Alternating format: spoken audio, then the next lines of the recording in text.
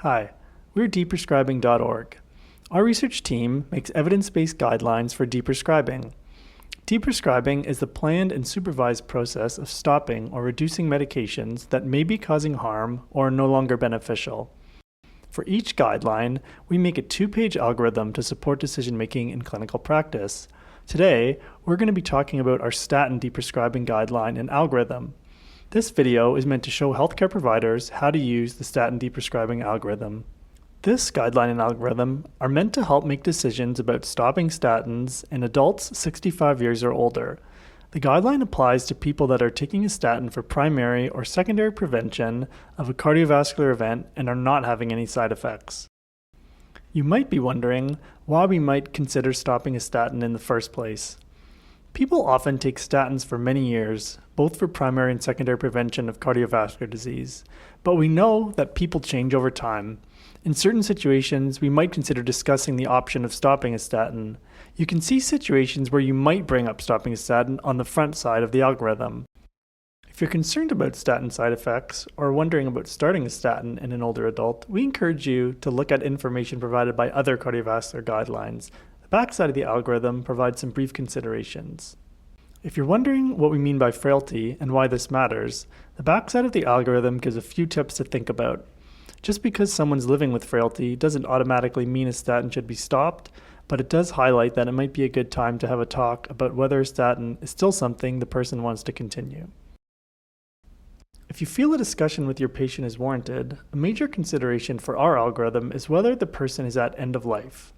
Though no one can predict this with certainty, we provide some guidance on how to make this judgment. Among people at end of life, we suggest discontinuing statins. In those not at end of life, we suggest continuing statins.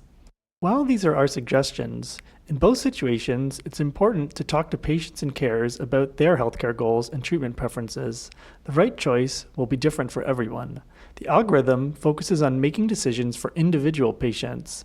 The second page of the algorithm provides some conversation points to help guide decisions. It's okay if the patient or care partner isn't ready at that moment to make a decision. Sometimes they might need more time and information to choose what is best for them. In those cases, think about giving them some of the patient brochures and pamphlets that we have created that you see here. These can provide more information on statin deprescribing and what shared decision making is all about. These are all freely available on the deprescribing.org website. In cases where you have discontinued the statin, there is generally no need for monitoring. Whether a statin is continued or stopped, it is good practice to regularly revisit the decision, especially if the patient's cardiovascular status has changed or if there has been a change in health. Don't forget to include a clearly documented note about your conversation. Share it with relevant care team members, including specialists. This helps the care team better understand the decision and ensure everyone is on the same page.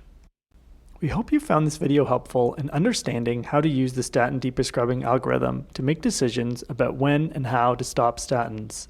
Remember, the goal of deprescribing is to reduce medication burden and harm while maintaining or improving quality of life. It should always be done with planning and supervision by a healthcare professional to make sure it's appropriate and safe. Finally, we would like to say a big thank you to our guideline panel and staff and to our funders and partners.